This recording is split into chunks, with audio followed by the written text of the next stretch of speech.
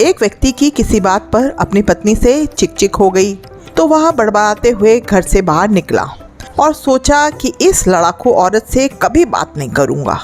पता नहीं समझती क्या है खुद को। जब देखो झगड़ा, सुकून से रहने नहीं देती। नज़दीक के चाय के स्टॉल पर पहुंचकर चाय का ऑर्डर दिया और सामने रखे स्टूल पर बैठ गया।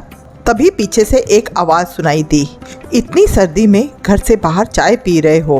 पीछे मुड़कर देखा तो पीछे स्टूल पर एक बुजुर्ग बैठे थे।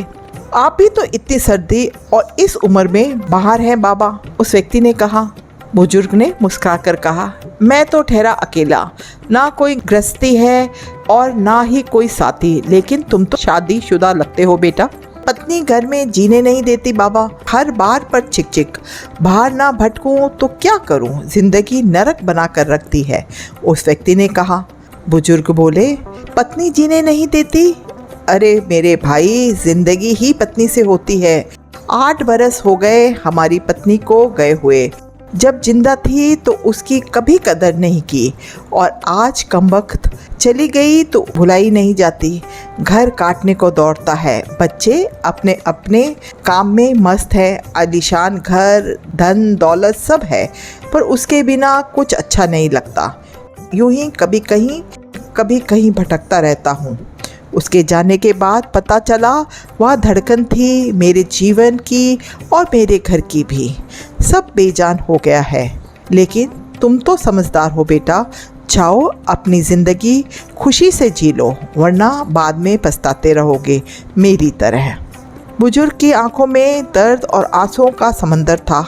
उस व्यक्ति ने चाय वाले को पैसे दिए और नज़र भर बुजुर्ग को देखा और फिर 1 मिनट गवाए बिना ही घर की ओर मुड़ा तो पत्नी को दूर से ही देख लिया।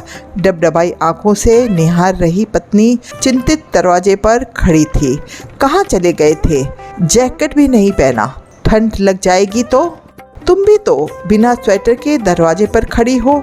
कुछ यूं दोनों ने आंखों से एक दूसरे के प्यार को पढ़ लिया। कई बार हम लोग भी अपने जीवन में इस तरह की गलतियां कर बैठते हैं। सिर्फ पत्नी ही नहीं, माँ बाप, भाई बहन या अन्य सगी संबंधियों के साथ ऐसा क्रोध कर देते हैं जो हमको ही नहीं उनको भी कष्ट देता है। छोटा सा जीवन है, कहीं क्षमा करके तो कहीं क्षमा मांगकर हंसी खुशी जीवन बिताएं। यदि कहानी पसंद आई हो तो कहानी को लाइक एंड शेयर करें। चैनल पे नए हैं तो चैनल को सब्सक्राइब जरूर करें। चलिए मिलते हैं आपसे किसी और वीडियो में, तब तक के लिए राम राम, अपना ध्यान रखिएगा।